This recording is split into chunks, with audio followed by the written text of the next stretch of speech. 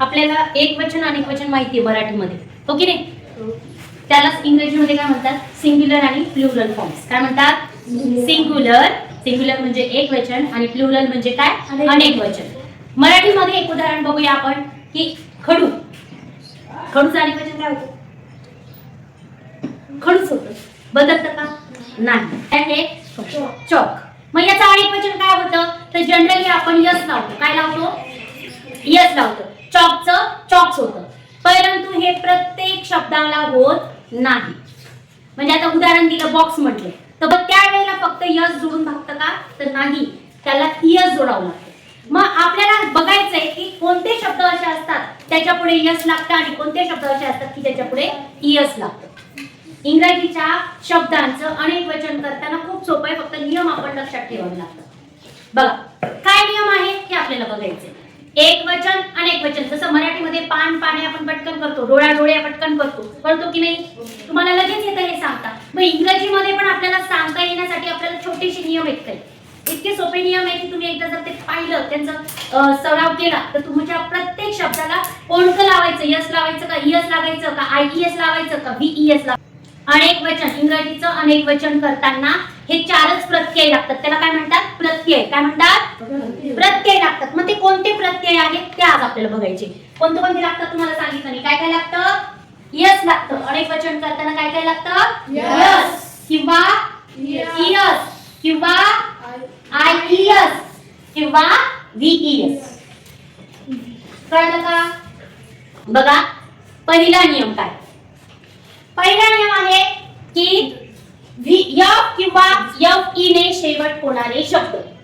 बघा ज्या शब्दाची शेवटी एफ आलेले किंवा एफ ई आलेलं आहे त्याला काय जोडावं लागतं? व्हीईएस. काय जोडावं लागतं? व्हीईएस. उदाहरण मी तुम्हाला दिलेलं आहे. लीफ शब्द म्हणजे लीफ म्हणजे काय? पान. आपण मराठीत शब्द घेतलाय पान, त्याचं आपण पाने केलं, पण इथे लीफचं लीव्स नाही होत. LEAF चं LEAF यस नाही होत. होत नाही तर काय होतं? लीव्स होतं. काय होतं? लीव्स. मग काय लागलं बघा, हे एफ काढून टाकलं आणि तिथे काय लावलं? व्हीईएस. काय लावलं? शब्द लक्षात घ्या. ज्या शब्दाच्या शेवटी एफ ई आलेला आहे, एफ आलेला आहे, त्याच्या शेवटी काय लागलं? व्हीईएस. आता इथे एफ आलेलं होतं म्हणून इथे पण व्हीईएस लागलं. आणखी एक त्याचं उदाहरण मी तुम्हाला दिलेलं आहे. नाईफ. नाईफ म्हणजे चाकू. नाईफ म्हणजे काय? चाकू. मग आता याचं स्पेलिंग काय? शेवटी काय आलेलं आहे? एफ ई आलं. ते काढून टाकायचं, काय लावायचं? व्हीईएस. झालं. लीफचं लीव्स, नाईफचं नाईफ्स. नाईफ्स. काय म्हणायचं? नाईफ्स. समजलं? आता दुसरा नियम.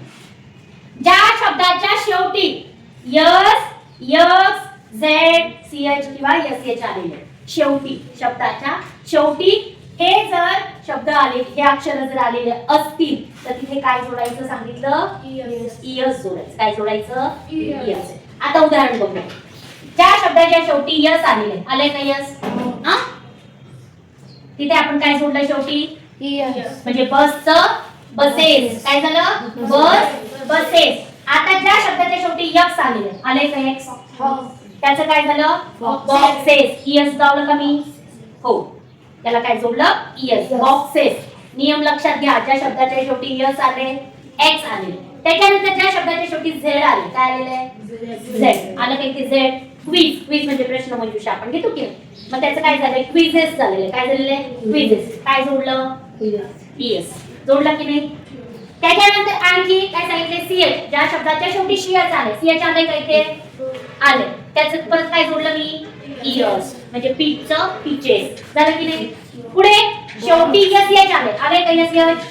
काय झाले? डिशेस. काय झालं? डिशेस. ताटली, ताटल्या. आता पुढचं काय?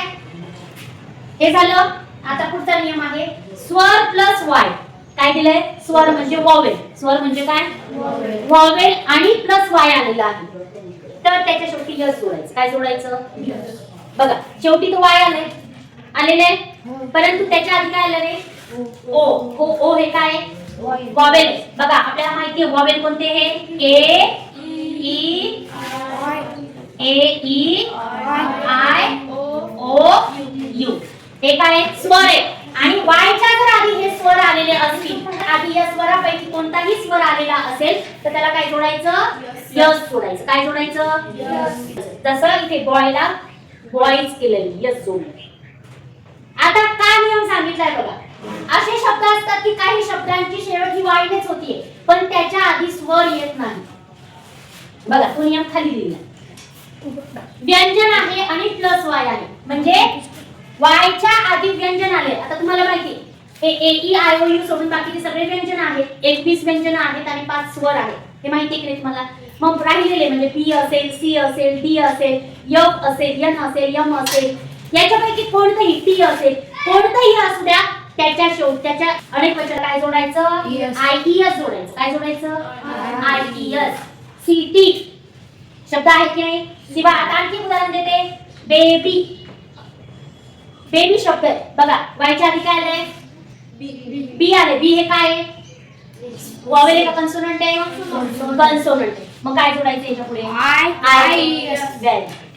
बी A B I E S म्हणजे वायला काढून टाकायचं आणि काय जोडायचं? आय ई एस जोडायचं. वाय काढून टाकलं बरं का मी. इथे काढलंय का वाय? नाही काढलं. नियम त्याच्यासाठी सांगतेय. इथे वाय काढलेलं नाही, डायरेक्ट यस जोडलं. परंतु इथलं वाय काढून टाकलं आणि आय ई एस जोडलं. मग काय सांगितलंय?